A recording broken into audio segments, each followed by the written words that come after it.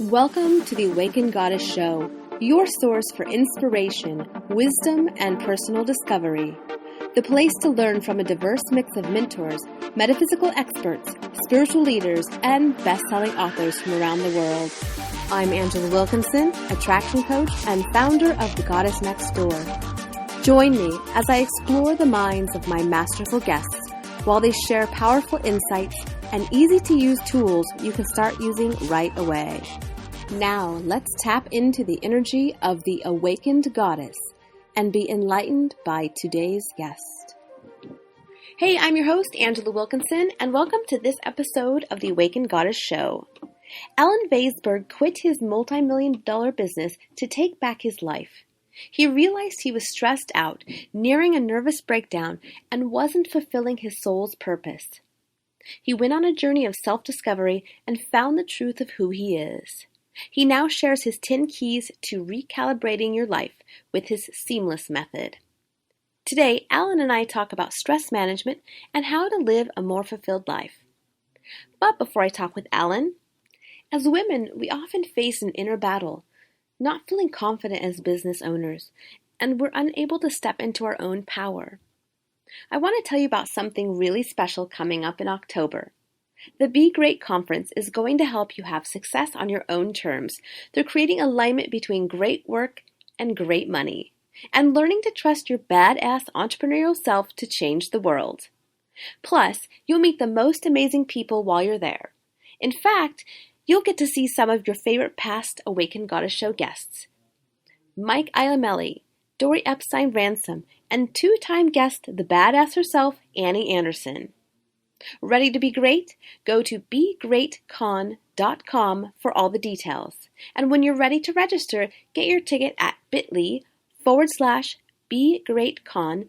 And as a proud sponsor of the Be Great Conference, I'll give you 3 months membership to Spark Spiritual Academy as an added bonus. Go to the bottom of today's show page right now and get your ticket to this life-changing event. It's time to unleash your greatness to the world. And now let's talk with Alan. Welcome, Alan, to the Awakened Goddess Show. I am super excited to have you joining me today to talk about stress reduction and management because we all need it, right? Absolutely, including me. Yes, Thanks me for having me. too. I appreciate it. Yes. So, oh my gosh, you are like the king of stress reduction. And so we're going to dive in. Okay, first off, I got to clear this up. Did you really quit your multi-million-dollar per year IT company to find yourself? Yeah, I did. I'm not sure what I think about that now, 3 years later. But yes, I did. And I'm saying that, I have jokingly, although there is a part of truth to it, because starting a business is a interesting endeavor. But I created and ran IT consulting firms for about 15 years, and then in 2012 I was done.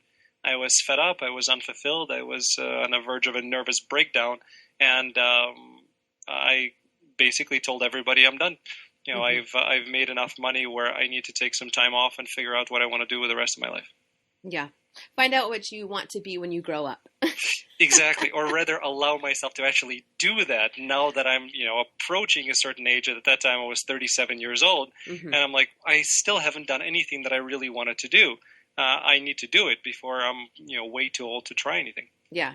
Well, yeah, isn't that true? Like in the corporate world, well, even when you're an entrepreneur, we can get into that rat race of there's always so many things that need to be done or we think that we need to do. And it's just like this list never ends. Yeah, and unfortunately, when people talk about rat race, and they have it inside out because the rats are all on the inside of corporate, and you wanted the rat race because you're trying to get away from all of those rats over there. Yeah, so I'm curious, when you went on this journey, what did you find? I found myself. Mm-hmm. Well, I did actually. What I did is I finally allowed myself to do the things that I have been, my soul has been begging me to do for a long time. I always thought of myself as an actor, and I actually decided to give it a shot, and I went and I did acting. And I finished Second City, the first part of it, which is a yearly program. I did a movie. I wanted to get my book out, so I got my book out, got my book to be a bestseller, which in the world of poetry books means that about 50 people bought it. But it's a bestseller in 2 different categories. There you go. I wanted to study with spiritual teachers because I have talents on the esoteric spectrum. And I got a chance to do that with Lisa Williams, and I took a number of classes from other different great psychics and mediums. And I had a way, if you will, to find what that balance is, because I always thought that you have to be one or the other. You either have to be mainstream or you have to be esoteric. And neither of those sides were a full expression of who I was. Mm-hmm. So it took me a long time, but I finally found an expression where I can be balanced and whole and complete and present myself in the way who I truly am. And it's totally fine as far as I'm concerned to be an entrepreneur and a businessman while still, talk to angels and speak about mediumship. Both of those are, 2 sides of the same coin to me. Mm-hmm. So that time, as interesting and as difficult as it was, allowed me to actually get to that point where I allowed myself to be me, authentic, genuine Alan. Yeah. Yeah, there are so many questions that I want to ask you, but I definitely want to get to the stress reduction. So when we talk about stress, there's good stress and there's bad stress. Is that right? Yeah. Initially, when I started the process of thinking that I want to help people reduce stress, it was from the perspective of, okay, stress is bad, we need to get rid of it. But the more I got into it, the more I did research, and the more I talked to amazing doctors and the experts who've spent their whole lives trying to help people with this, I saw that stress is not bad. Stress is a natural response that your body is going through that is a necessary response if you're trying to run away from something that's about to eat you. And stress is okay. Being in stress all the time, being addicted to stress, and living in an environment where you don't know anything but stress, mm-hmm. That's terrible. And that is something that I really wanted to help people get out of. And unfortunately, with the economy the way it is right now, with the internet age, with the information age, we're bombarded from all different sides by programming, because we are technically programmable devices. As Schwarzenegger aptly put it, I'm a learning machine. Mm-hmm. And that creates an enormous amount of stress on us, plus our jobs, plus our commutes, plus our families, plus the food that we eat, the air that we're breathing. Everything is overstressed. And getting back to a state where we are normal, if you will, something that was normal 30, 40, 50 years ago, that's completely different right now. We need to get back to that more natural state. That does not mean that throw out your microwave. That does not mean stop drinking coffee. But that just means take simple things and insert them into your busy life that make a whole lot of difference. So stress on its own, not bad. Being in stress all the time, bad for you. Mm-hmm. Yeah, so I imagine that it seems like the more stress, it's kind of like thinking about space, right? So mm-hmm. You're in a small house and it's full of stuff. And then you're like, I need a bigger house. So I move into a bigger house, and then what happens? The stuff expands. So I'm wondering if that's kind of with stress, that we get used to having like a certain level, and we kind of recalibrate to keep ourselves busy or under stress. We get addicted to it. You're absolutely right. It was an interesting discovery for me in talking to one of our stress reduction specialists that we work with for our own programs, and suddenly it's a light bulb that went off, because we're talking about adrenaline junkies, mm-hmm. and those two things never fit for me together in terms of stress and adrenaline, where they should be, because look at what happens when your body is under a stress response. It secretes cortisol and adrenaline. So people who are addicted to it are actually literally addicted to it, because one of the other hormones that gets secreted is dopamine, and dopamine is is that pleasure sensor. that we want. So anytime that somebody jumps off a tower and dives down or is doing some sort of activity to get adrenaline running, they get a rush of dopamine that they were not be getting somewhere else. So they get addicted to that. We, most of the people who are not going to do these, things like jumping off bridges, are getting addicted and are getting our dopamine rush from other things, from going to work, I notice it in myself. I have kids who are 10 and 5, and they are normal kids, brother and sister fighting all the time. I wake up, I already have a preconditioned response that I need to go there and fight to get them to listen. That puts me in a continuous stress. So it's working out of that and allowing yourself not to be in that environment that most people would call normal. Because when body is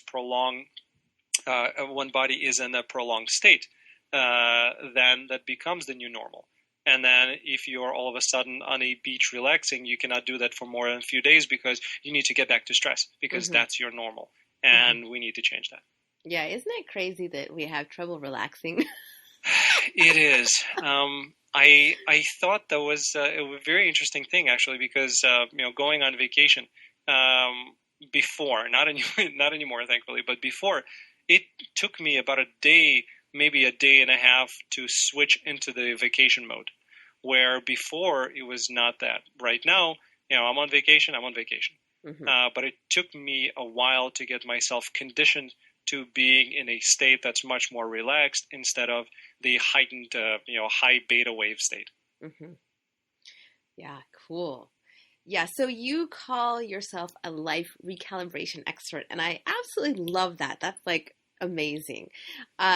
You created the seamless method, so I'm curious to hear about that. Thank you. I appreciate the compliment. I'll take that. It's my term. I coined it. I love it. Yes. So it's something that I take great satisfaction in, because it actually, in my opinion, it describes what it is that I do. Yeah. Because it is really on a vibrational, on a major change level. So from the seamless method perspective, it was me trying to figure out for myself, how do I get my body right again? I didn't necessarily create Seamless for other people first. It was not, all right, let's create a program that I'm going to sell to people and make money on. It was, I need to figure out what I can do in my busy life to get back to feeling normal again.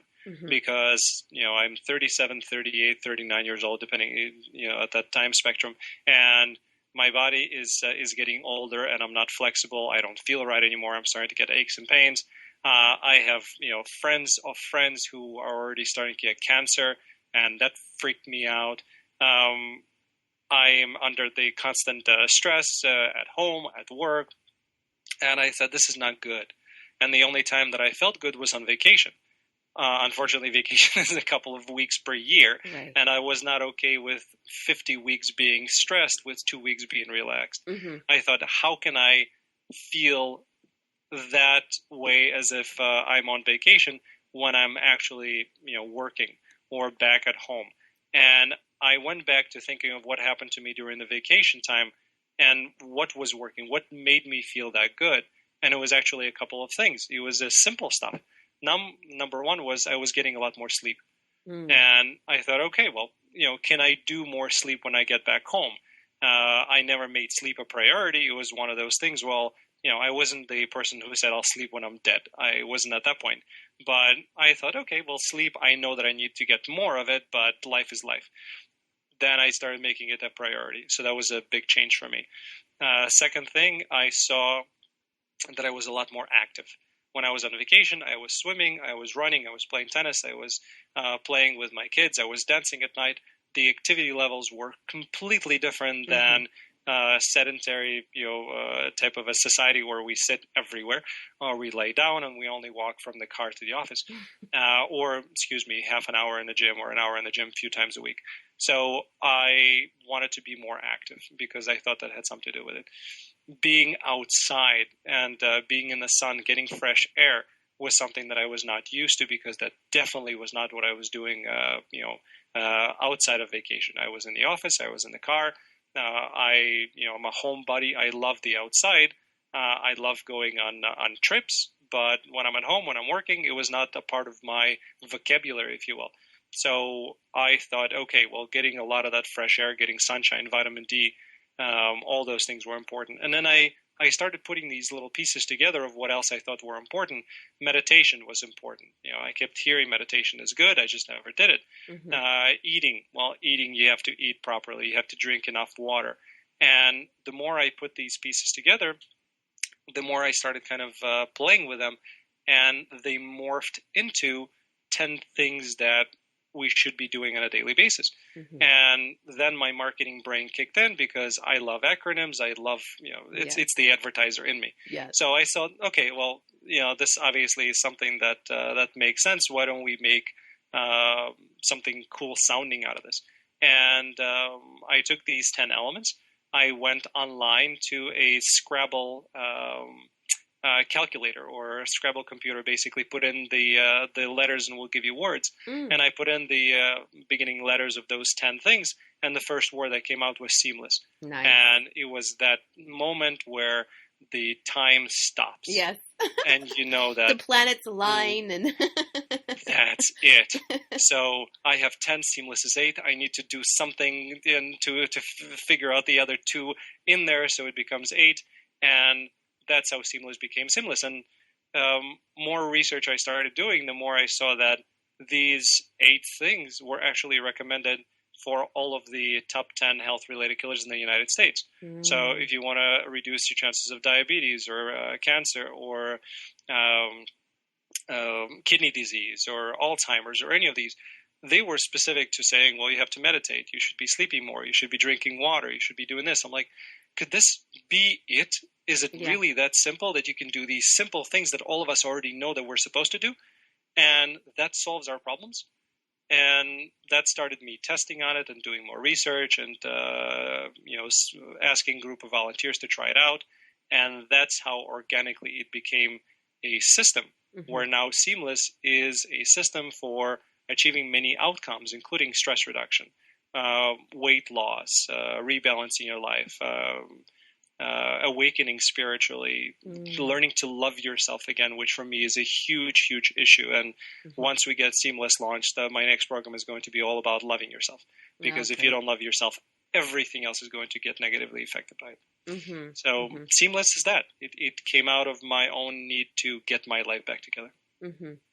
Yeah, with sleep, I've been hearing that we actually need more these days, especially with this new wave of energy that's coming in. I've been feeling that because I know by my own body, and everybody is different, and depending on what their work is like and what their bodies are used to. But me personally, I need at least 8 hours of sleep. 9 is my norm, which is not easy for me to get. So what I started doing is taking some naps during the day to make it up. But even lately, I found that I need to get more sleep, and it could be the energy out there. It could be added that we have allergies out there, and we have lots of stuff in the air that makes your system want to flush it out. But our brains, our whole bodies need to be need time to recover, need to reboot, so to speak. And you cannot do that running around crazy, doing your jobs or doing your chores or quote unquote relaxing in front of television, which is just bombarding you with more stressors. Yeah, and then I think that the frequency that the TV resonates is not the best.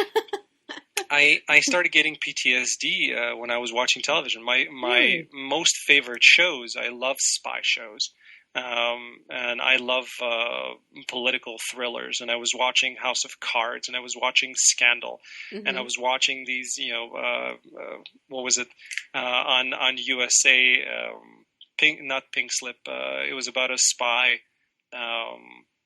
Burn Notice. That's it. Okay.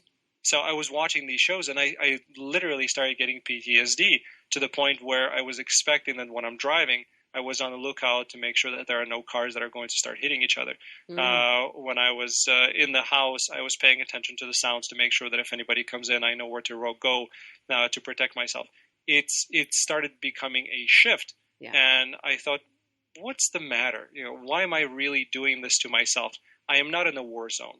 I have no intention of being a spy. And this was just stressing on a very physical and emotional level, was stressing me out. So I, to my great dismay at that time, stopped watching those shows, and I switched almost exclusively to comedies, or sports is what I watch. That can be plenty stressful, but not at that point. It's not a PTSD. It's more of a yelling at the TV part, which could be therapeutic for stress reduction. Mm-hmm. Like the adrenaline rush. Yeah. So going along with what you're saying, I think about all of the stuff that we see in the news or on YouTube. All sorts. I mean, you could find anything really on there. Yeah. And it's amazing that you are having those symptoms of PTSD. And I think that we take this information in, and it goes right into our subconscious, and we don't know how it's affecting us, but clearly it's definitely affecting us stress-wise. It is. It's freaking us out in a serious sense. Now, some people are much more immune to it than others, and some people need that adrenaline rush. Like horror movies. I've never been a fan of horror movies. I know some people love going there because for them it's therapeutic. Mm-hmm. They get their screams out, and it's a nice kind of a filtering mechanism for them. Not my cup of tea. But what I've noticed is I stopped watching the news many years ago. Mm-hmm. And I'm online, so I'm up to date on what I want to read, and the headlines alone tell me where I want to focus. But I don't watch the news, because what are you getting from there? You are painted the picture of a world that is not a safe, nice place to be most of the time. And mm-hmm. what I've noticed is that we tend to see what we want to see. People can be going to the same location and seeing and focusing on completely different things. And I prefer to think of the world in a positive end. Mm-hmm. And that doesn't mean I'm putting blinders to everything that's going on, but I can focus on the other things when I choose to focus on them, not be bombarded with that information just by being there and turning on the news or reading a newspaper. Yeah, I think that we end up attracting more of what mm-hmm. it is that all that information that we're bringing in. If we're focusing on, the scary, the potential scary reptilian race, or the UFOs, or mm-hmm. being abducted. Yeah, we just attract that into our experience. Yeah, because that's, now we're getting into the esoteric spectrum, mm-hmm. which I love. Me so too. I don't know how much time you want to spend there. Oh, yeah. But, we can definitely go there. It is true, right? The way that the universe is revolving around you, because that's the true experience of it. It gives you whatever you wish to experience. Mm-hmm. So if you wish to experience fear, that's what you're going to get. If you wish to experience love, that's what you'll get. It's a little more complex than just that. But in its essence, that's what it is. So if you think the world is full of bad people, those are the people that you will encounter. If you think the world is full of beautiful, flowery people who want love for everybody else, then those are the people you'll tend to run into. You're vibrating differently, and that vibration attracts like. Yes. So going back to this idea that we kind of recalibrate ourselves to have a higher consistent amount of stress, or the addiction to doing and the action and all of this. I'm curious what your thoughts are about how that affects our experience, because I agree. We create the experience we want to have. And it may not be something we consciously want, but subconsciously we're creating this experience. Maybe this experience of busyness, or thinking that like we have to work really hard, or we always are needing to be busy. So let's talk about that. It's how long is the show, by the way? Because those are some very interesting questions. Yes. This is my show, so it can be as long as I want. Excellent. All right, let's do it. Let's start untangling this, because there are a couple of things in there. So for one, we do create our own experience. And you're going to get some people that at this point are telling us F you, because you know what, that thing happened to me, I did not create that. Right. So let's address that before we get to somewhere else. Whether you believe it or not, and I'm not telling anybody what to think, but the way that we think and the way that we look at the universe and the way that we're projecting ourselves and our desires and our wants.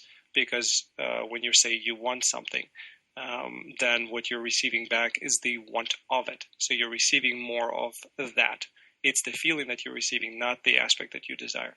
There are lots of other aspects that come into it, your karmic things, what your soul wants to experience in this lifetime, whether you believe in many other lifetimes or not. But there's a lot of stuff that you have no idea about, but that all is a part of that creation. Mm-hmm. And as you aptly pointed out, whether you consciously understand it or not, you are creating all the time. So the aspect that we need to revolve around is, how do we create consciously, or how do we co-create our experience and have a much more conscious hand in the outcome of it. Mm-hmm. And that's what we should be focusing on. Yeah. From the aspect of your other question, in terms of people wanting to be busy, in terms of people wanting to be in stress, it's not that we want to be in stress, it's that we're used to it. Mm-hmm. And people are creatures of habit, and we're creatures of comfort, and we may be in a box that we don't like, but it's our box and we're content in it. So stepping outside of those boundaries and changing that is the process of recalibration. It's changing and attuning yourself to the frequencies of who you really are, and then adjusting that to where you want to go. Yeah. And aligning there.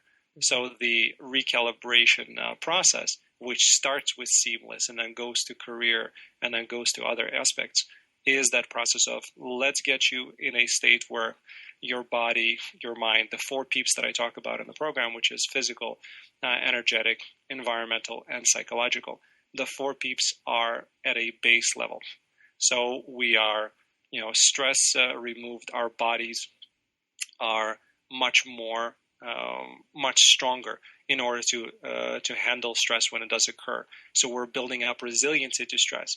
And then we're giving you many of the coping mechanisms that if stress occurs, then you're able to deal with it better. So once we get you to that point, then we get to the point of, why are you here?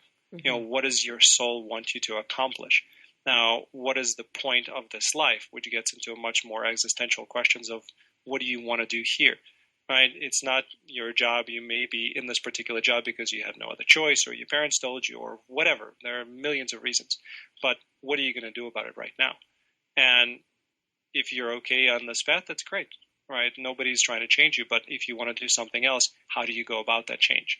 How do you go about switching into a career that is making your heart sing and actually making money at it? Mm-hmm. That's the process of recalibration. Yeah. So I think people in general, because we are in that box of contentment, if you will, we keep ourselves busy, because as soon as we stop being busy, the quiet time comes and we have to answer questions to ourselves, and we don't want to, face that mirror. Yeah. So we keep ourselves busy to avoid going deep.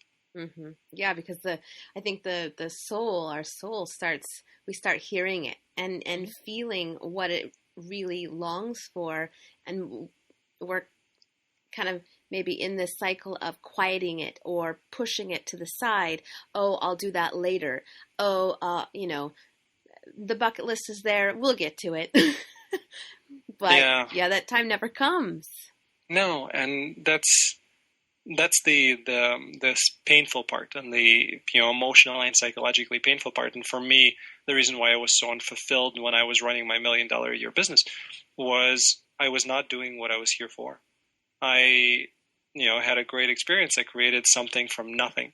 I grew it. It made me stronger. It gave me lots of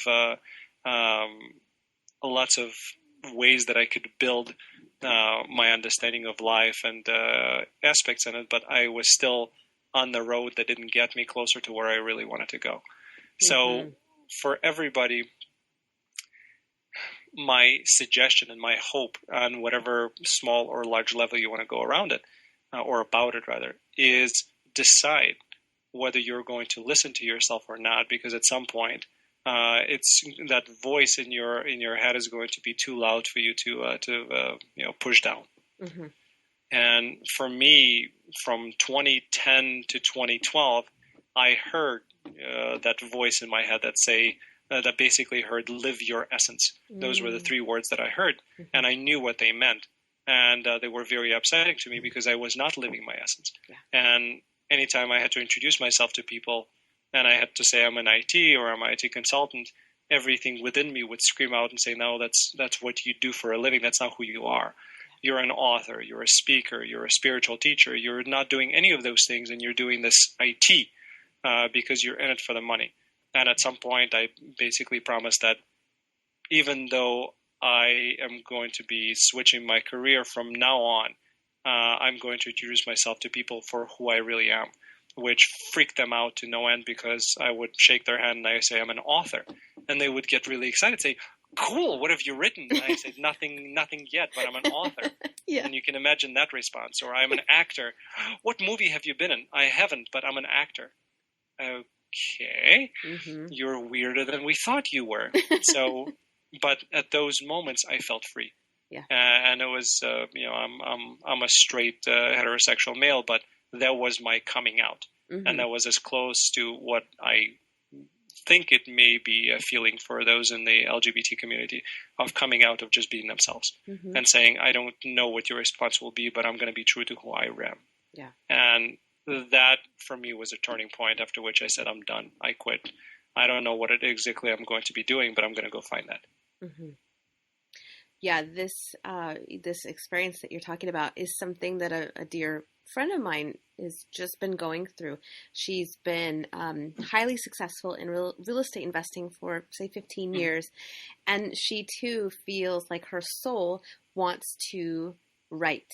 She has, like, this whole other area that she wants to focus on. And so I know that there's a lot of people out there that are feeling the same inner pull. But it's very scary to take that leap. Yeah. My question is like, for you and for her, you were very successful financially with this one area, but it wasn't something you felt inspired by. So no. I'm curious that, it seems like, gosh, what's the question here? Can you make money at something that you were inspired to do? Well, I'm just curious why we have these things that we can do with our eyes closed that aren't in our soul's alignment, that we kind of get sucked into. Okay, so again, unraveling from, and let me put a disclaimer here. Everything I say is because of how I believe. Take whatever feels right for you, take what resonates, and throw out the rest. From my perspective, I went into IT. I knew why I was going in there. I went into IT for the money. I wanted to be an actor. I wanted to be a professional tennis player. I did not want to do IT at all. I went in it for the money. Money I found. But after a while, you realize that that's not really why I'm here, and I want to do other things in my life. So we get put into those positions because in our schools, and that's something that I would love to fix later on, is to stop telling children that the only way to make money is to be a lawyer, a doctor, a professional athlete, or something like that. No. The focus should be on let's find what your gifts are. Let's find what makes your heart sing. Let's not stuff that down and tell you that this is not going to make any money, or nobody cares about that, or, oh, you're a musician, good for you, but do you know what the chances of you actually making money at this? Screw them, really. Yeah. Why don't we allow the soul to drive that person? And if they are an artist, if they are a writer, if they are a teacher, if they're guided to do whatever they're guided to do, hopefully they're not guided to kill somebody, which some people will, but that's where jails are for. Yeah. Allow people to be who they are. They are going to be a lot more open-minded. They're going to be a lot more tolerant, because all of the hatred and discrimination that comes in our environment is also not just bred by society, but inner bred by people saying, you know what, I never got a chance to do that. Screw you, because I'm not going to be okay with you doing that because it's going to make you happy. And then I have to live with myself of not doing that for me. Mm-hmm. So let's allow people to be who they are and who they really want to be. Because right now, especially now in our internet economy, a person could be living in the middle of nowhere and making 6-7 figures a month mm-hmm. by doing what they love doing. Yeah. If your heart is behind it, then the formula to success that I have discovered is actually quite simple. Love what you do. In order to love what you do, you need to love who you are. Mm-hmm. Once you love who you are and you align who you are with something that you want to do, you naturally want to spend your time becoming a professional in it. You want to because that's who you are. You will never be as successful as you could be in an environment that you are in just because you're in it. Like for me in IT, I was very successful. I could have been 10 times more successful if I actually cared about it. Mm-hmm. So become a professional because you do what you love. Once you are a professional, people will hire you because you are great at what you do, and then you'll make money. So it's a simple process that I wish our schools were actually focusing on. Have well-rounded people, nurture their innate abilities, and allow them to be who they are. Then the world will change. Mm-hmm. Yeah, and I can't wait till your self-love program comes out because, like you say, it all comes down to the self-love and the belief in your uniqueness and those gifts that you bring. Yeah, you've mentioned that it's a scary process, but it's actually the opposite. Mm. The scary is the thinking. It's your brain that's scared. It's not your heart. It's not your soul. Because me quitting that, going into the unknown, I was free. I was flying on wings of happiness. I was doing something for me. I was ecstatic. And the negativity came from external. Mm-hmm. Negativity came from everybody else who said, okay, you're going to fail. This is the wrong decision. You're an idiot for making it. You'll never blah, blah, blah, blah, blah. And I had to go through a removal of those people and surrounding myself with people who actually have gone through this something similar and believe in what needs to get done. So internally, it's not a scary process. And there are many people out there, me, you, and many experts who actually genuinely want to help you get there. Not everybody who's selling you their, courses on how you can make thousands of dollars next Monday by doing this gimmick. Right. There are those people in every walk of life. Mm-hmm. But people who genuinely care about you, who want to show you the way, who can tell you that it's possible. So what I would tell people is, if your soul is calling out to you, you don't have to make a step that I did by quitting and just starting afresh. That was probably not the smartest thing to do anyway. What I tell people in my Career 180 program is don't quit. Maybe switch to a part-time. Maybe switch to a consulting role. Don't burn that bridge. You've spent years nurturing that financial channel. Allow that to feed your new endeavor. Mm-hmm. And transition slowly unless you can transition very quickly. So if your friend loves writing, start writing. Don't think about writing a book. Think about writing the next word. And let the next word lead to the word after that and to the word after that. And before you know it, you'll have a book. Yeah. Because we are so left brain oriented, all we're thinking about is, in order to write this book, I'm going to need to have this many chapters, it needs to be this many pages, and I have to have these ideas. Stop that. Just write. Write. Don't worry about where it's going to fit in. It naturally will find its path. Mm-hmm. And then you can come back around and you can change what needs to be done. Just start writing. Don't quit your job. Start writing. And see how your soul feels. See how you change and your perception of life changes. And then it'll become what it becomes. And there are different steps that you can do. You can write for publications. You can submit your articles. You can sell your book. You can self-publish. There are all these avenues that are all available to you. But if you want to write, start writing. Mm-hmm. Yeah, keep it simple. We overcomplicate things. I keep doing that to myself. Me too. It's the irony of ironies that I tell people what to do and the right way of doing it, and then I myself cannot do it properly, even though I know what I'm supposed to be doing. Yeah. Keep it simple, right? In terms of marketing, we're all in this promotion and the new job, and we're thinking of how to promote ourselves. Don't worry about promoting yourself. Be you. Go out there, be you, help people. When you help people, people naturally want to work with you, and they naturally will want to see what else you offer, and it will start building. And once you offer enough, once you get enough testimonials, then people will ask you to start speaking at events. And once you start speaking at events, you'll naturally want to write a book about it. And then all of a sudden, you become that person that you were trying to get into. Well, I need to write a book, or I need to start a course, or I need to do. You don't need to do anything. Mm-hmm. Just be you, enjoy what you do, and help people. When you help others, everything else takes care of itself. Mm-hmm. Awesome. So to wrap up, I always like to end with a really, really practical tip. I'm wondering if from your seamless method, what would be something very practical that people can start using immediately? Sure. Well, let's. I've never got around to actually saying what seamless was in terms of that acronym. So let me say that, and then I'll give you the tip right after. So seamless is an acronym. It stands for sleeping, eating. It's eating and drinking enough fresh water, being active, meditating, loving. 3 different types of love. Love yourself, love those around you, and love your day. Okay? Then we get to expansion and growth, being able to step beyond your boundaries and fears. It's stress reduction and sunshine and fresh air. That's seamless. So all of those things we can do on a daily basis, which gets into the practical tip of that's a lot of crap to do on a daily basis in addition to what I already have to do with my life. So the way to do that, I'm a poet, everything has to rhyme. So the practical tip is don't whine, combine. You're working, you usually get an hour lunch break, most people do anyway.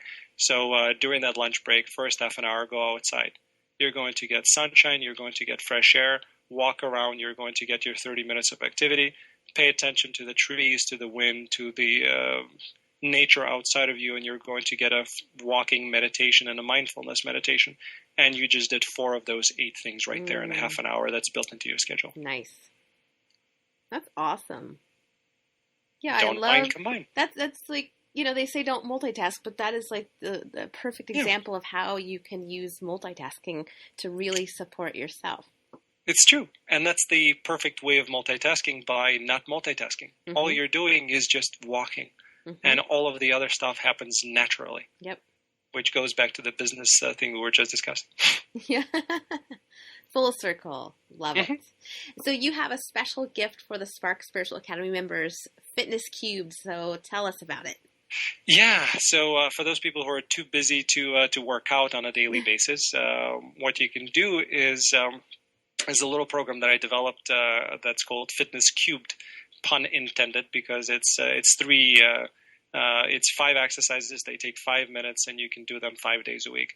And the pun intended is because you do it in your cubicle, so the cubed part. And everybody can download it. It's retailing for $97, but it's there for you for free. And very simple exercises that allow you to work your whole body. And this is not something that's going to build a tremendous amount of muscle for you, but this is something that will keep you limber, it'll keep you in shape, and it's a nice break when you're expending a lot of energy, mental energy working. Just get up, do these exercises that'll get you back and refreshed. Super. All right, Alan, any last words? I don't know if there's anything inside that feels like it wants to come out that you want to share before we finish up. Yeah, everybody who is thinking after this that hey, I wish I could do something. Don't wish, do it. It could be the simplest thing of just starting to write something, or what comes to me right now, and the most important part that goes to the loving your day is make sure that every day, no matter how small or large it is, that depends on your schedule, but you do something for you. So insert something that you love into every day. If you love reading, read for at least 5 minutes. If you love going outside, go outside. If you love spending time with your kids, do that. Whatever it is that you love doing, make sure that not a day goes by where you do not insert that for as much time as you have a chance. Oh, that's perfect. So how can the listeners find out more about you? I'm kind of all over, so you can Google me and find it. But Facebook, you can get me on the web. I have a number of websites. Easiest one maybe is allenvaysberg.com.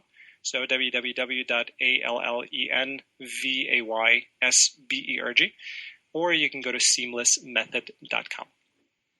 Fantastic. And all of those links will be on the show page, so you guys can easily click through and check out what Allen's got going on. He's got some amazing programs you definitely want to check out to help you recalibrate your life. So, well, thanks, Allen, for joining me today. This was super, super fun. It's my pleasure. Thank you for allowing me to talk and get all of that stuff off my chest that I've been wanting to get off today. So I appreciate it. Definitely. And now I'd love to hear from you guys. The most awesome discussions happen after the show over at theawakenedgoddess.com. So get yourself over there and leave a comment right now. Did you enjoy this episode? If so, subscribe to the show. And of course, it would be absolutely amazing if you shared this with all of your friends. And if you want even more incredible resources, join Spark Spiritual Academy to get Allen's gift and this month's Inspired Living collection of bonus content. See you next time. Thank you for listening to this episode of The Awakened Goddess. I hope you enjoyed today's show and took away something you can start using in your life right away. For more spiritual insights and to listen to more episodes, subscribe to The Awakened Goddess Show at thegoddessnextdoor.com and discover wisdom that'll change your life.